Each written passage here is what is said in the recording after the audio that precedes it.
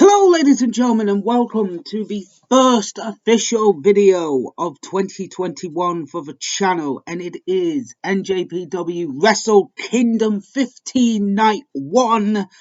Holy shit. So I messed up royally. I thought the show was on a 3. Yeah, kind of fucked up on that one. It actually started at 7 for us, so I actually fell asleep. And I've just woken up now. So I have not watched the show yet. So what we're going to do is we're going to watch the show from the pre-show to the main event. We're going to watch it. We're going to do what we do normally. Watch the match, talk about it. Watch the match, talk about it. And we're going to do that. I'm not going to do that many NJPW reviews. I will do Wrestle Kingdom, obviously. And I may do maybe their big shows if I know which ones their big shows are. But like I say, guys, the reason why I'm doing this is because, obviously, Okada versus Ospreay is happening tonight. It's not happening tomorrow. I thought it was happening tomorrow. It's happening tonight, which is annoying. But, as well, I found an English commentary version of the show, which is good. I finally found a version of that. So, let's get into our first matchup. It is a 21-man New Japan Ramble. To determine who will challenge for the position of the provisional KOPW 2021 trophy on night 2. I think that's the King of Pro Wrestling trophy. I think. Yes, it's King of Pro Wrestling. So I do apologize about that. So we will find out who will be the 4 participants in this match. So let's do this, shall we? Okay, so we just had the 21-man New Japan Ramble, better known as Rumble, to determine the 4 participants in the King of Pro Wrestling 2021 trophy match.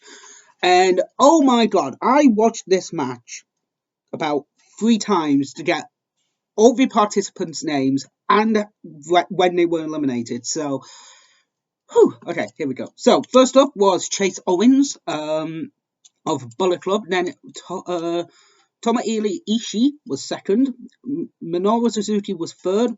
Yuji Gata was fourth. Tomohiro was fifth. Ninoto Goto was sixth. He's part of Chaos, just so you guys know. Eugenia Tanahashi. If I butcher these names, I'm so sorry, guys. I really am. I don't watch that much New Japan. Was seventh. Yoshihashi was eighth. Toji Mapei was ninth. Tomono Homa was 10th. Hiromu Tenza was 11th. Rocky Romero, who is part of the commentary team, was number 12. Doka was 13th. Showa was 14th. He's part of Chaos. Bushi, part of Los Indios de Japan, was 15. Tiger Mask made his return. The 3 shows before this show, so he made a return at number 16.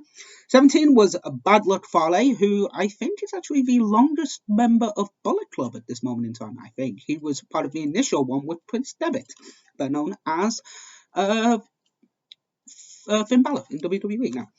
18 was Gabriel Kidd, former WCPW Internet Champion, was in this match. Next was Yuji Vermeer. I can't even pronounce that name. I do apologize, guys. Yoda Tushi was 20th, and Yori Niyamo was number 21 of Chaos. And so, ladies and gentlemen, that was the list of entrants. And now, who was eliminated? Oh my god, here we go. Okay. So, first out was Minoru Suzuki, then Yuji Gata. Then Tonohemi, then Yoshihashi, then Goto, then Makabe, then Doku by DQ, used to steel pipe. Tanahashi was 8th out, Ishii was 9th, Homa was 10th, Tenzin was 11th, Rocky Romero was 12th, Showa was 13, Tiger Mask was 14, Gabriel Kidd was 15, Yoshitushi was 16th, and Yumi Benton was 17th. I didn't actually see that elimination, but he was eliminated. I think he was either eliminated 16 or 17, but he was eliminated last. So the final 4 are Chase Owens, Bad Luck Fale, Bushi, and Toriyama. to go to face off in the Fatal 4-Way coming up tomorrow night. This was a really good match, actually. So you were eliminated by being thrown over the top rope, pinfall, submission, count out, and disqualification. This shouldn't have worked, but it did. I actually really enjoyed it. I thought it was a really fun matchup. Toru Yano is kind of a comedy wrestler. He's part of Chaos. But he actually had not gotten into the ring when the match was called. So he's actually now part of a match, didn't even get involved in the ring, which is really funny. So yeah, really good way to start the show. Pre-show match was really good. So let's carry on with the first match of the official card for Wrestle Kingdom 2020. 2021, I do apologize, guys. It was 2021. Yeah, I'm very, very tired.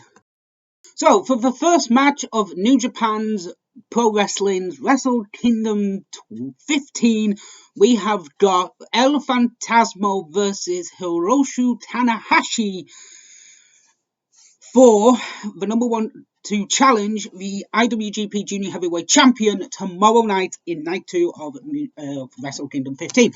This match was very entertaining. So, El Fantasma is the Best of the Super Juniors winner, back-to-back winner of that. And Hiromu Tanahashi is the Super J Cup winner. So these two are facing off to determine who is the rightful challenger for the IWGP Junior Heavyweight Championship. This was a great matchup. Fantasma playing the bastard heel. This was really good. Targeting Tanahashi's feet and hands to basically get him off his game, to basically kill the striking ability of Hiromu Tanahashi. Really good way to build that up. A bit of a rep bump at the beginning, but it kind of played into the story of basically hitting his hand and then punching El Fantasma punching him in the dick. Dickhead move, mate. But Tanahashi wins with a cradle for the 1-2-3. Really good match. Like, this was a really entertaining matchup. It also goes to show as well that the Japanese fans are respectful. They care. They actually want to watch the wrestling. It is a show to them. They're not cheering. They're not chanting. They're just being very respectful and clapping. That is the honor, that is respect in Japan, and that's what I love, because you actually hear the commentators more, and you hear more moves, you hear more of them talking. Kevin Kelly, Rocky Romero, who was in the previous match, and Chris, I can't remember his name, his surname, but Chris. Really good team, right? These three as a team, they are very, very entertaining. Reminds me of Jim Ross and Jerry Lawler just with an extra man. It's a really good matchup. So, what is going to be the next matchup? Well, normally we would have the IWGP United States Championship, but unfortunately, John Moxley is not competing at Wrestle Kingdom for whatever reason. Well, obviously there's a pandemic going on. But what are we going to have next? Well, it's time for the IWGP Tag Team Championships. Let's watch this one, because Zack Sabre Jr. is in this match, and I love Zack Sabre Jr. Let's do this. We just had Tai Chi and Zack Sabre Jr. versus the Guerrillas of Destiny for the IWGP World Tag Team Championships. This was a fun matchup between these two teams. Guerrillas of Destiny won the Tag Team League, so they challenged for the Tag Team Championships at Wrestle Kingdom. And Zack Sabre Jr. and Tai Chi are the champions, obviously. This was a really entertaining matchup. Zack Sabre Jr. is just brilliant. I love him. He's just like, get up, Tai Chi! Tai Chi, get your fucking ass over here! It's Wrestle Kingdom, bitch! Come on, get your fucking ass over here! It's brilliant. I love him. Nasty PK from Zack Sabre Jr. onto Tama Loa. Which is a penalty kick. Nasty kick. Very good, very good. All four men got to show their ability, show their wrestling prowess. It was a really, really fun matchup, but I didn't like the finish. The finish was the referee gets bumped. Gotthard comes in to basically do the thing. Tamatonda grabs a glove, hits Tai Chi in the face with it, and then gets a cradle pile driver for the win. A bit of a cheeky way to win the match, but I have to admit the match was really fun. Not the best match I've seen. A bit of a botch from Tamatonga and South Sabre Jr. for the jumping net breaker.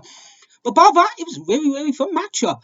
So I did say previously that the IWGP US Championship is not on the line tonight. John Moxley is not in Japan to defend the belt. But we do have a match. I think it's either coming up next or the next match to determine the rightful challenger for the IWGP US Championship. So we'll see what match is next. So we just had Kenta, formerly known as Hideo Itami in WWE, if you don't know, taking on Satoshi Kojima, not Hideo Kojima, the game developer, Satoshi Kojima, in a match for the IWGP United States Championship Challenger Rights Briefcase. So this is basically to determine the challenger for John Moxley's US belt. This was a surprisingly good match. Kojima is 50 years of age, a 30-year veteran, and can still go. This guy is very impressive. A lot of these people I'm seeing for the first time. This was very intriguing. I really want to go back and watch some of his older matches, to be honest with you guys. Kenta's Kenta. He's fucking brilliant. Really great match. Not a lot of moves in this match, more psychology going into the match with Moxley. I would have actually liked to see Kojima face Moxley, actually. We may get that down the road, we never know. But Kenta wins with the go to sleep, and he is the rightful challenger. And now, he is actually the most successful US championship challenger than the actual champion himself. John Moxley was the first champion, then Juice Robinson, then Moxley again.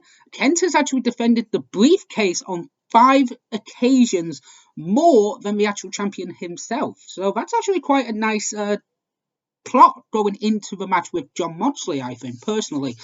But Moxley was in a New Japan Pro Wrestling USA win. So, are we going to be getting some New Japan in the US and England? Never know. In English-speaking countries, we never know. We might do. I think that'll be really cool, especially if the rumors are true that NJPW and AEW could be teaming up together. I would really want to see that, to be honest with you guys. But, ladies and gentlemen, that is in the future. Now, let's get to the next matchup, shall we? I think we will. So, hey guys, I do apologise about that. We had to change. I do apologise. So, we just had Hiroshi Tanahashi versus Great Old Khan. This was a really good match. A great way to start the match off with slow technical wrestling from the Great Old Khan, being a former amateur wrestler and MMA guy. This was a really good matchup. Tanahashi can still go. Like, it is very impressive. He wins with 2 frog splashes, one onto Great Old Khan's back and then again on the front. It's always impressive to see Tanahashi perform, and he really does perform in big matches, and I think this is a damn good match. After his loss last year to Jericho via submission, it was a good, he needed a big win, and to have it come at the expense of the Great Old Khan,